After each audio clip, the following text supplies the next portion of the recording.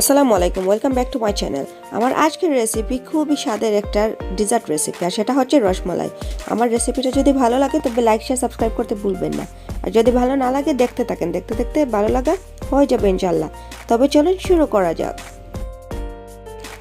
এখানে আমি প্রথমে সবগুলো ইনগ্রিডিয়েন্টস একত্রে রেডি করে রেখেছি। আমার লাগবে লেমন, আলমন্ড, কনডেন্স মিল্ক আর মিল্ক আর সুগার। এখানে আমি ছানা তৈরির জন্য প্রথমে একটা হাঁড়িতে 2 লিটার দুধ গরম করে নেব। এখন এই দুধটাতে বলক ওঠা আগ পর্যন্ত অপেক্ষা করব, আর এই ফাঁকে আমি তৈরি করে নেব রসমালাইয়ের রসটা। চলুন দেখে আসি কিভাবে রসমালাইয়ের রসটা তৈরি করা যায়। এখানে আমি অন্য একটি হাঁড়িতে 2 কাপ দুধ নিয়েছি, আর এই দুধটাতে জাল দিতে থাকবো বলক ওঠার আগ পর্যন্ত। দুধটা একটু গরম হয়ে যাওয়ার পর এখন দিয়ে দেব কনডেন্স মিল্ক। কনডেন্স মিল্ক দেওয়ার পর ভালোভাবে নেড়ে চেড়ে দুধের সাথে মিক্স করে নেব। কনডেন্স মিল্ক দেওয়ার পর দুধটা এমনিতেই গাঢ় হয়ে যাবে, সেই ক্ষেত্রে বেশিক্ষণ জাল দিয়ে দুধ গাঢ় করতে হবে না, আর আপনার অনেকটা সময়ও বেঁচে যাবে।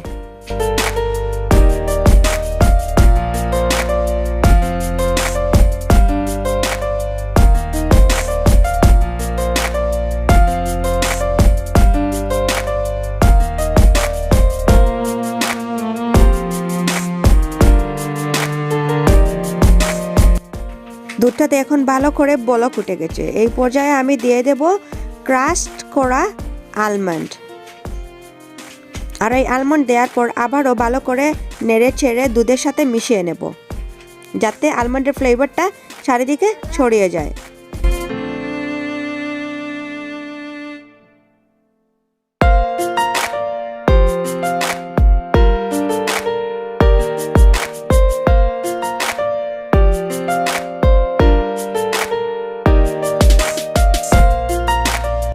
আপনারা দেখতে পাচ্ছেন আমার রেডি হয়ে গেছে রসমালাইয়ের রসটা।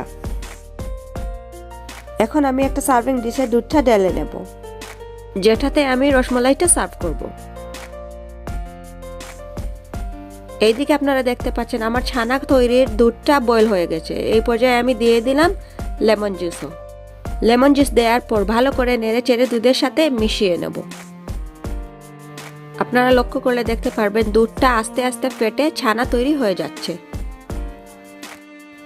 এই তো রেডি হয়ে গেল আমার ছানাটা। এখন আমি পানিগুলা ড্রেন করে ফেলবো।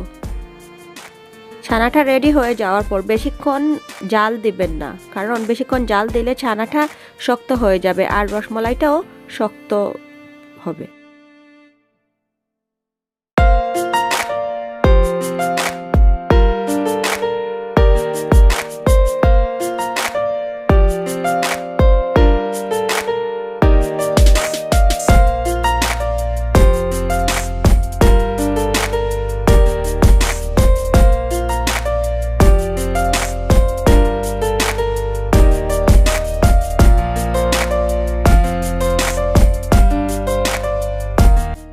এখানে আমি পরিষ্কার একটা সাদা কাপড় নিয়েছি ছানাটা ছেঁকার জন্য।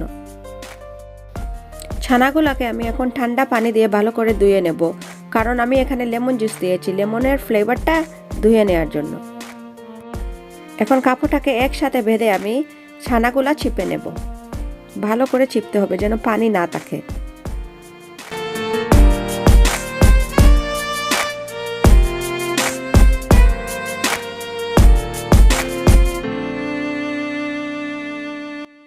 এখন আমি ছানাগুলোকে ভালো করে মলে নেব। এমনভাবে মলতে হবে যেন ছানাগুলো একদম সফট ডোয়ের মতো তৈরি হয়ে যায়। আর আমি এই কাজটা করছি আমার মিক্সার দিয়ে। আপনারা এটা হাত দিয়েও করতে পারবেন, তবে হাত দিয়ে করলে একটু সময় বেশি লাগবে। 10-15 মিনিট ধরে এটাকে মলতে হবে।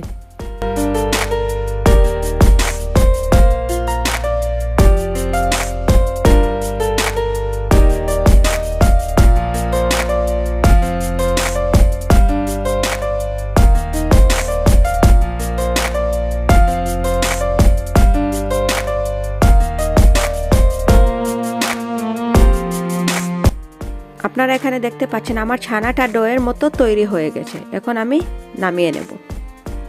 আর এখানে আমি ছানাটাকে মিষ্টির শেপে রেডি করে নেব। আপনারা চাইলে যে কোনো শেপেই এটাকে করতে পারবেন। ছোট বড় এনি সাইজ। আমি একটু বড় চ্যাপটা করে এই শেপটা তৈরি করছি।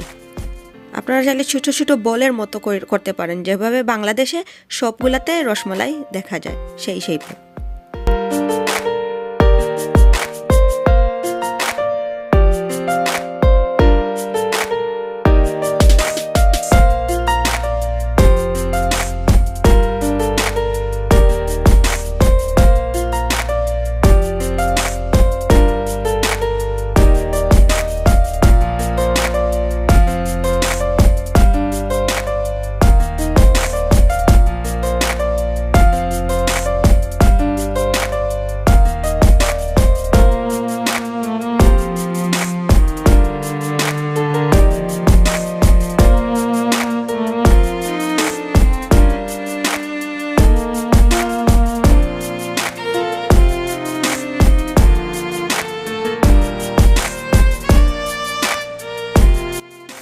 এখন আপনারা দেখতে পাচ্ছেন আমার মিষ্টির শেপগুলো রেডি হয়ে গেছে। এখন আমি এগুলাকে গরম পানিতে বয়েল করে নেব 10 মিনিট ধরে। আমি এখানে অন্য একটি পাত্রে 3 কাপের মতো পানি আর 1 কাপ সুগার দিয়ে বয়েল করে নিয়েছি। আর এখানে আমি দিয়ে দিলাম সেই ছানার মিষ্টিগুলা। এখন অপেক্ষা করব 10 মিনিটের জন্য।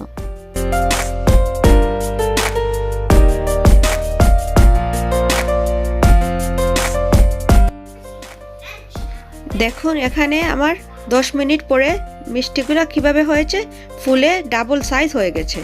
তার মানে আমার মিষ্টিগুলো রেডি। এখন আমি এই মিষ্টিগুলোকে সার্ভিং ডিশে দুধের শিরাতে ঢেলে নেব।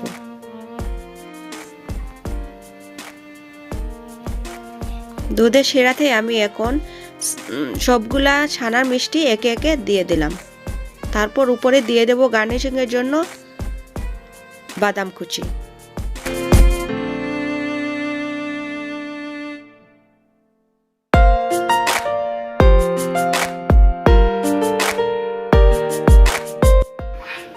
দেখলেন তো কিভাবে খুব সহজে ঘরে অল্প কিছু ইনগ্রেডিয়েন্টস দিয়ে অনেক মজার ডেজার্টটা তৈরি করে ফেললাম।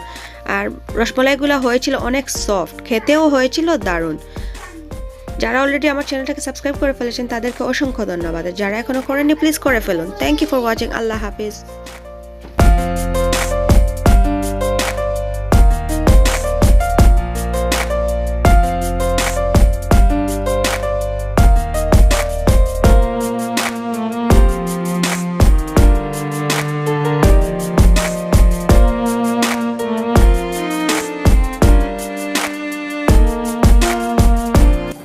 How is it?